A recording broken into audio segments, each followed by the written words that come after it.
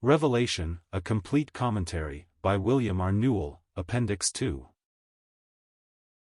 Elders are mentioned 12 times in the Revelation. That they are individuals and not a symbolic company is evident, it seems to me, for several reasons. 1. The Revelation is an unsealed book.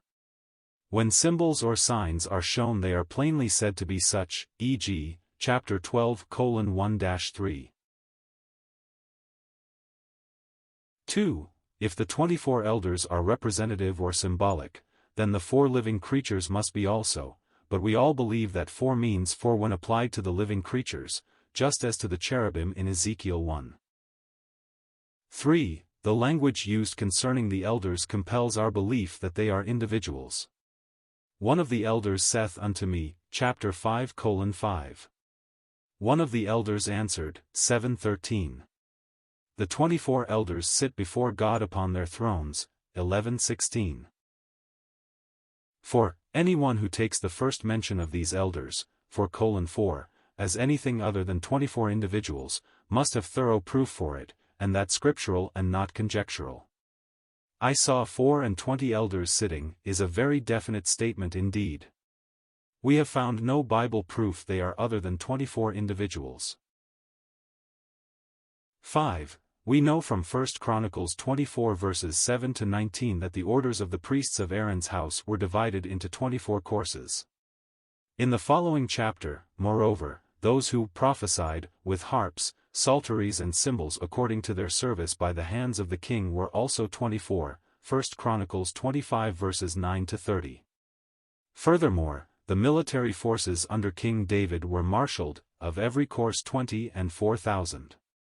These changed month by month, 24,000 monthly, 1 Chronicles 27 verses 1-15. Even before this, 1 Chronicles 23 verse 4, we find 24,000 of the Levites who were to oversee the work of the house of Jehovah, although in this case the 24,000 were chosen out of 38,000, verse 3. Darby says, the number 24 represents twice 12. One might perhaps see here the 12 patriarchs and the 12 apostles, the saints in the 2 dispensations. Call writ. Prof. Volume 11, page 22. This is better than to make them represent the church, but it leaves them symbolic rather than actual elders. We can only assume, not prove, that the elders are of our race at all. The cherubim are not, nor the seraphim nor the chief princes, Daniel 10 verse 13.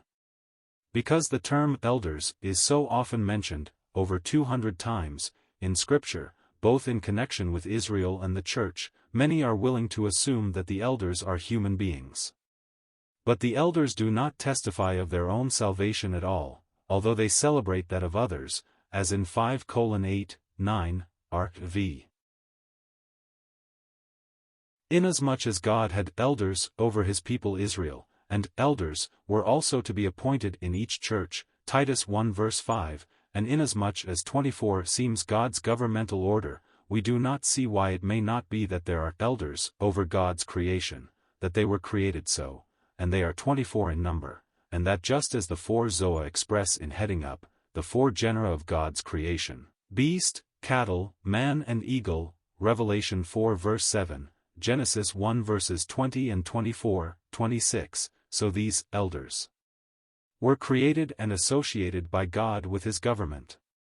When Christ, with his bride, the church, comes to reign in power, in Revelation 19, we hear no more of these 24 elders, for God then subjects all to the man, Psalm 8 is fulfilled. The elders, as all other heavenly beings, have their place, but under Christ and the church.